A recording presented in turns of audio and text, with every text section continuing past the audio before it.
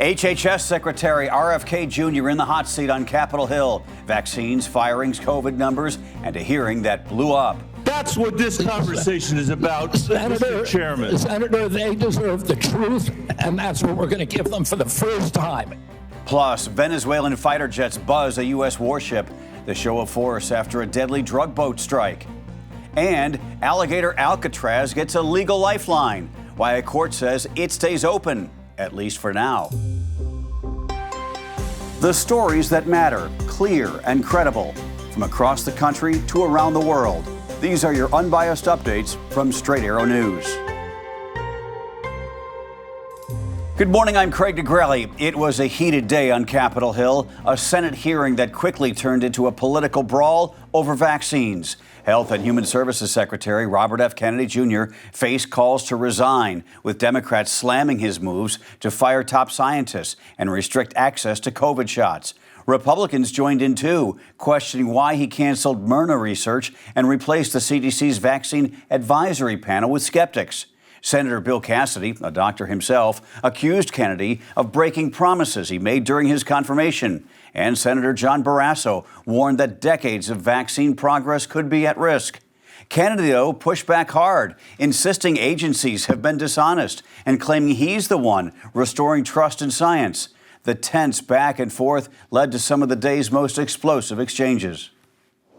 There's a big difference, Senator, between established science and the scientific establishment, which has been co-opted by the pharmaceutical industry. So you're telling the American people that the American Medical Association, representing hundreds of thousands of people, have been co-opted and that they should not trust their doctors? Everybody is corrupt, but you? Do you think the vaccine did anything to prevent additional deaths? Again, I would like to see the data and talk about the data. You have had this job for 8 months, and you don't know the data about whether the vaccine saved and lives? that's the problem. The people that you have put on that panel after firing the entire... You're evading the question. No, I'm asking the questions here, You're Mr. evading Kennedy. that question. I'm asking the questions, I Mr. asked Kennedy. you a question. I'm asking the questions for Mr. Kennedy on behalf of parents and schools and teachers all over the United States of America who deserve so much better than your leadership. That's what this conversation is about, Mr. Chairman. Senator, they deserve the truth, and that's what we're going to give them for the first time in the history of that agency. Yeah, it was fierce. Vice President J.D. Vance took to X afterwards, blasting senators who grilled Kennedy, saying they were trying to lecture and gotcha Kennedy and are, quote, full of blank, and everyone knows it. The Pentagon is calling it highly provocative. Defense officials say 2 armed Venezuelan fighter jets buzzed a U.S. Navy warship in international waters, a blatant show of force. The DoD says the jets flew directly over the USS John Durham, a guided missile destroyer taking part in counter-narco-terror operations. In a statement on X, the Pentagon called the maneuver, quote, an attempt to interfere with our mission. This comes as tensions with Caracas escalate. President Nicolas Maduro, who you see right there, has ordered drones and warships to patrol the coast, calling American ships a criminal and bloody threat. Earlier this week, the U.S. military sank what it says was a Venezuelan cartel drug boat, killing 11 suspected members of the Tren de Aragua gang, one the Trump administration has labeled a foreign terrorist organization. This morning, Vladimir Putin is issuing a new warning to the West. Any troops sent to Ukraine, he says, would be legitimate targets for Russian attacks. The remarks follow French President Emmanuel Macron's announcement that more than 24 countries have pledged to provide security guarantees for Ukraine once the war ends, including a multinational force operating by land, air, and sea. Putin brushed that off, saying NATO has no place in Ukraine if a peace deal is reached. But he added, if troops arrive now in the middle of the war, Russia would consider them, quote, legitimate targets for destruction. President Trump, for his part, has repeatedly said there will be no U.S. boots on the ground.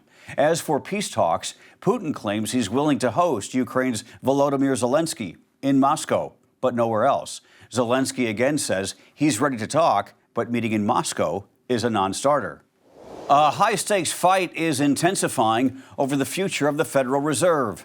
The Justice Department has opened an investigation into Fed Governor Lisa Cook, examining allegations of mortgage fraud tied to properties she bought back in 2021. The probe was triggered by a referral from Federal Housing Chief Bill Polt, a Trump loyalist, who alleges Cook improperly claimed 2 primary residences to get better loan terms. This really has nothing to do with the Fed. It has much to do with public officials. If you're going to be in charge of the Federal Reserve, damn, you better sure know how to fill out a mortgage application. And boy, it's awfully weird that she potentially saved a lot of money by making so-called clerical errors, which were not clerical errors.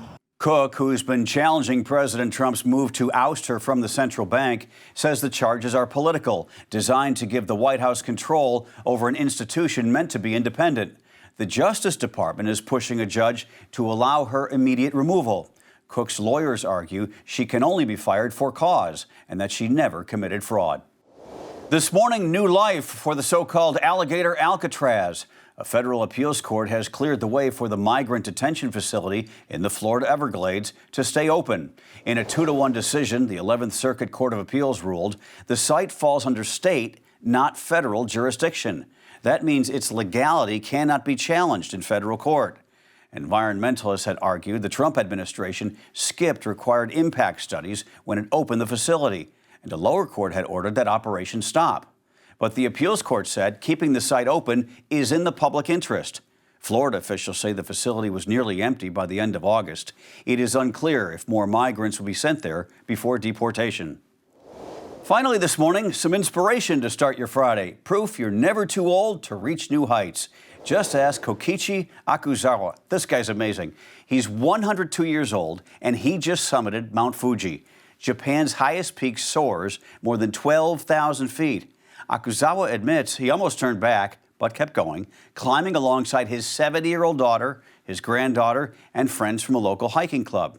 He spent 3 months training, waking up at 5 a.m. for long walks and scaling 1 mountain per week. And this is not the first time he's in the record books. He was 96 when he first earned the title of oldest person to climb Fuji. Now he's crushed his own record. That is amazing. And you thought you had big plans for a long walk this weekend with your Fitbit on? That guy pretty much just told all of us that we belong on the bunny hills, right? Wow. All right, a busy Friday ahead. Here's what we're tracking. Starting at 11 o'clock, Massachusetts Senator Ed Markey holds a news conference in Boston calling for Health and Human Services Secretary Robert F. Kennedy Jr. to resign. And then at 3 o'clock, Democratic lawmakers in Georgia speak out against the National Guard being deployed to assist ICE.